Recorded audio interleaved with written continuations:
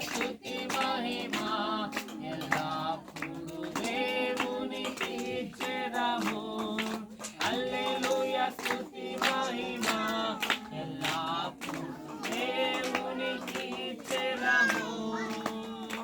అల్ల సైన్యములకు అధిపతి అయిన ఆ దేవుని స్తుతించెదము.